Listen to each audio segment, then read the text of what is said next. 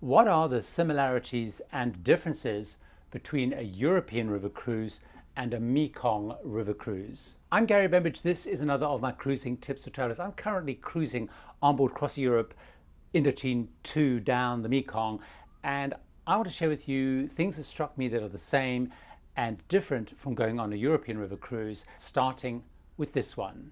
The first key difference is the ships themselves. They certainly look very different, and they are usually much smaller. So the Indochine 2, for example, has 31 cabins, 62 guests, whereas if you go on a European river cruise, you would normally expect the riverboats there to hold between about 150 and 200 passengers. So the ships are definitely much smaller. They certainly look very different from the outside. They tend to be much taller because they're not constrained by the bridges in Europe, and of course by definition, because they're smaller, they are shorter. The other key difference is they look very different. So the river cruise ships in the Mekong tend to have a sort of a colonial style and look to them from the outside, so they do look very different.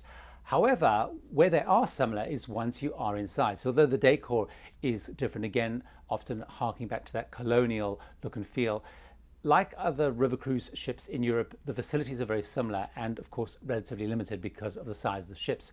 So for example, on Indochine 2 we had a sun deck. Here it actually had a plunge pool. Of course, some riverboats in Europe have those as well.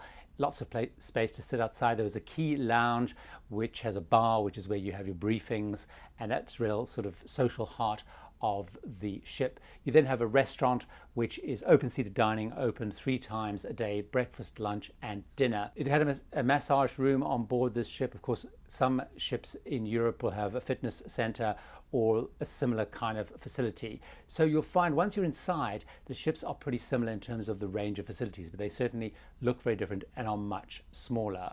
Another area where they are pretty similar is when it comes to fares. River cruising generally is pretty all-inclusive, and the Mekong river cruises are similar to the European river cruises in that respect. So for example, they include your accommodation as you would expect. They include all your meals. So breakfast, for example, on Indochine 2 was a buffet breakfast. Lunch was a buffet lunch that had a cooking station as well. Dinner was a full served meal with starter, soup, main course choice of a meat dish, a chicken dish, vegetable dish, and a dessert. 24-hour tea and coffee was all included. That was self-serve. Wi-Fi, of course, being on the rivers, like in Europe, it was a little bit more erratic, but it was included in the fares. All excursions are included, so at everywhere you stopped, there was an excursion included. The key exclusions were gratuities, which of course are optional. If you have something like a massage, buy something in a little shop on board. And then, of course, drinks, if you had those extra drinks at mealtime or at other times throughout the cruise. So very, very similar to river cruising in Europe, where you'll largely find all-inclusive fares, where depending on the cruise line, slight variances and differences between how much drink is or isn't included. Exclusions would be things like airfares as well, and transfers, although of course you can bundle those together the same as you can do with European river cruising. So the fares are pretty similar and they're structured similar. When I look at the price of going on a cruise in Europe per day and look at the price of going on the Mekong per day, the prices were relatively similar. Of course, the big real difference is you have the flight to Asia, which of course, if you're coming to a European river cruise from the US, you have that flight cost anyway, you have a long haul flight. The next area is one that I perhaps hadn't really expected to be quite as similar, but was incredibly similar, and that's the basic format of the cruise. That may make sense, of course, because the format may work no matter where you are in the world if you're on a river cruise. So you'll normally have in the evening, before you get to a port, you'll have some sort of port briefing. You might have after dinner some informal entertainment, which might just be a film, perhaps a dance troupe or musical group come on board. Morning, you'll have some sort of announcement, you'll have breakfast. You then will head off on an excursion, which is included. You normally head back for lunch. You'll either be cruising in the afternoon or going on another excursion.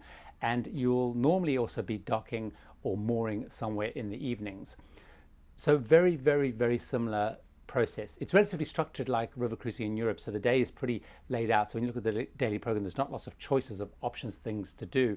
Everyone does the same thing at the same time, and it's pretty structured as per in Europe. So the format very similar. One of the key differences though was what you find in Europe is the ships normally will cruise along and moor, particularly in the evenings. They'll often be moored in one of the towns right up in the towns. You can walk off in the evening and go out. What I found on the Mekong is most of the evenings we would stop sailing at some point in time and we'd be moored in the middle of the river rather than actually in a local village or town. And the only places that we moored were in the big cities like Phnom Penh, for example. So overall, the format and the structure is very, very similar between the two. The next area I want to talk about is excursions. As I mentioned, it's quite normal for both European river cruises and Mekong River cruises to have excursions included. But what I've found, though, is actually what the excursions focus on is surprisingly similar. Obviously, what you're seeing is very different. And there are probably four key things that I observed that on both the European river cruise and on the Mekong that you're likely to go and see. The first of those is you're going to go and see the iconic sites in major cities, the same as you would do whether in Europe or you're here on the Mekong. So in Ho Chi Minh City and in Phnom Penh, you're going to head off and see all the key sites. In Ho Chi Minh City, you're going to go and see things like the town hall, the opera house, the Notre Dame, the old post office. In Phnom Penh, you're going to go and see the Royal Palace, the Silver Pagoda. So all of those big classic sites in the big cities, you're going to go and see the same as you would do in Europe. So that's one key thing. Call it the big cities and the iconic sites.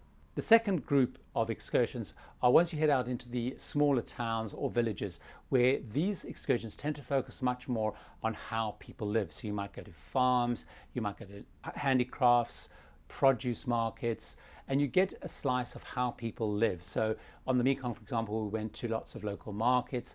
We went to see lots of craftspeople making pottery or honey products or wood carving or palm sugar. And the same on excursions when you're in Europe. I've been to various farms, or you go to home visits, or you go to factories where people make handicrafts. So certainly when you get into the smaller villages, it's very much focused around the culture and how people live. The third type of excursion are going to historically significant places. So in Europe, you'll go to all the places where big major historical events have happened in that particular country, in that particular place. The same is true in the Mekong. So we went to, for example, in Ho Chi Minh, you're likely to go to the Gucci tunnels, which is where the Viet Cong operated just outside of Ho Chi Minh City during the Vietnam War. So you'll go and explore those and learn more about the Vietnamese War. In Cambodia, in Phnom Penh, you'll go to prison S21, Section 21, which was an old secondary school which was converted into a torture center where people were in prison, they were tortured and eventually sent off to the killing fields. And again, you'll learn all about Cambodian history. So again, a common theme that I found across the two is visiting really important historical sites. The fourth area is whether you're in Europe or whether you're on the Mekong, you're going to go and visit a lot of religious centers. So obviously in Europe, you go and visit cathedrals and big churches. What you do on the Mekong is you go and visit temples, or as they call them here, pagodas. And we went to see some amazing and beautiful pagodas and temples. My favorite probably was the Tay An Pagoda in Chao Doc in Vietnam, which had these incredibly intricate statues. There was the Wat Kampong Thrak Lia, where we went to on ox carts, a very old pagoda built in the late 1800s. And then we also went to, of course, Angkor Wat, which is the big, famous World Heritage Site with incredibly beautiful and amazing temples, now, of course, ruins. Another area that is actually, I think, quite different is around how busy things are. If you head down the rivers in Europe, they are incredibly busy, particularly the Rhine and the Danube, and often you'll see loads of ships sailing past you as you head up and down.